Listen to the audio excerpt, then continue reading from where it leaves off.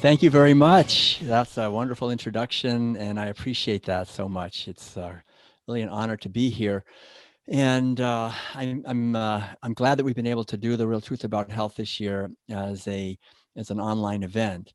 It was a real joy to be at the Real Truth About Health conference last year in Long Island and to present there January of 2020. So hopefully everyone can hear me okay, and feel free to know that we'll be having a Q&A session a little bit later after I do the main presentation.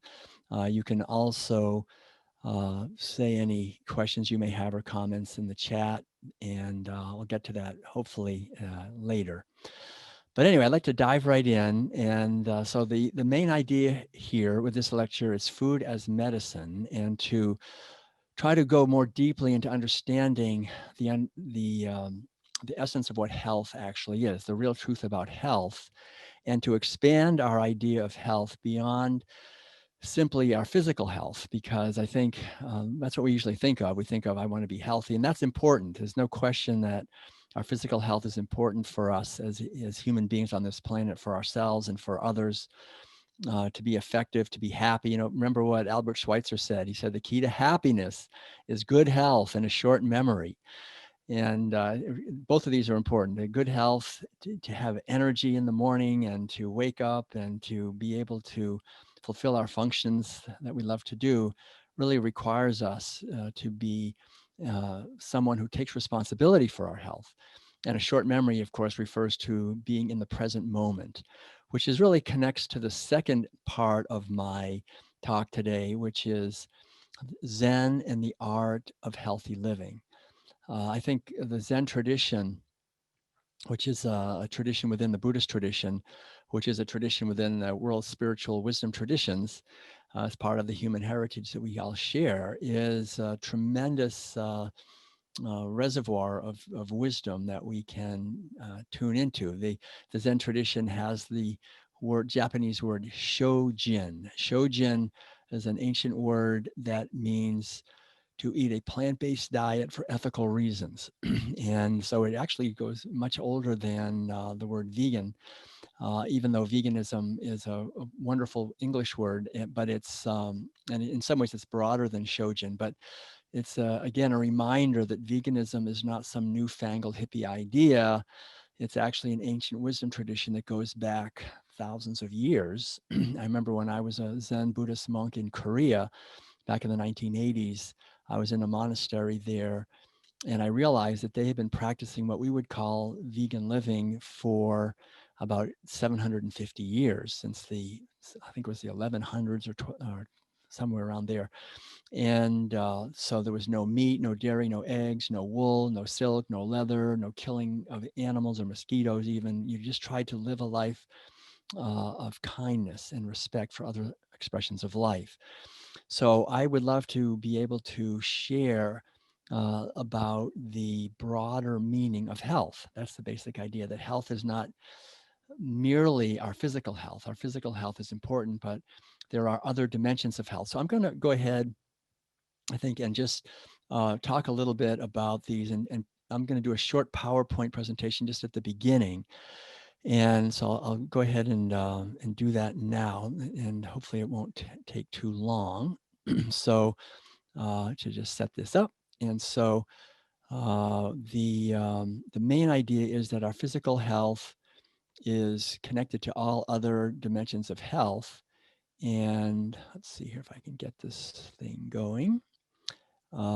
So if we, there we go, I'll share this now. And then we'll see that the um, this is the World Peace Diet. Okay, good. So we'll see that the here we go, physical health, mental health, cultural health. These are the three outer aspects of health that I want to talk a little bit about. And then we also have, besides those three, we have psychological health and spiritual, ethical health. So this is the thing to understand, I think, is that environmental health, cultural health, and physical health uh, are all interconnected, and even more are psychological and spiritual health. And so those white lines that I just put in are just to remind us that every single aspect, every domain and dimension of our health is completely interconnected with every other one. So the environmental health aspect is critically important because essentially, if we're drinking water that's polluted, if we're breathing air that's toxic, if we're eating food that's grown in soil that's contaminated and so forth, we're not going to be healthy. So this is very important. Cultural health. If you live in a society where there's no equality or justice or freedom, where there's a lot of uh, just oppression and exploitation and so forth, that's devastating also to our physical health. So both of these are critically important, and they're interconnected, and our cultural health and our environmental health affect each other in many ways. It's very interesting to see. And then our physical health, of course, is part of this, because if we're taking drugs because we have diabetes or other diseases, those go through us and end up going back into the water and affect animals. And then if we eat those animals, there's something called the circle of poison, which is basically that all the toxins that we manufacture that go into the environment for as pesticide, herbicide, or fungicides, or the breakdown of waste of various kinds and pollution and so forth, ends up basically in our food, and then very often is recycled back into nature again. So nature is always trying to cleanse, but our human activity in many cases is concentrating these toxins. So we have environmental, physical, and cultural health. These are the sort of material dimensions of our health, and they're important. But the other two dimensions, psychological health and spiritual health, have been in many ways ignored in talking about our physical health. And I think we have to realize that these are huge. Our relationships play a tremendous role in our physical health. Our psychological health is connected to the environment and to our society, of course, our culture. And spiritual health is also critically important to our physical health and to our psychological health. Spiritual health has to do with telos, with our purpose. It has to do with our ethics and living our life in an authentic way where we have meaning. And if we don't have that, everything suffers, because this is really the foundation of physical health. We get up in the morning, we have a purpose, and all of our cells and all of our organs and systems are activated by our mind and by our spirit.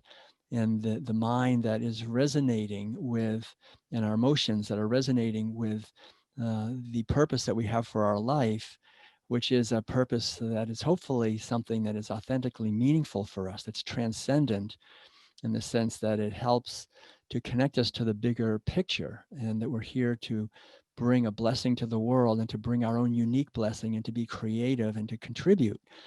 So if we are missing these things, we can be eating the most healthy organic food, but maybe our health will be pretty bad, because psychologically perhaps we feel disconnected and unhappy, and like we're not really living our life authentically. And so this will work always against our health.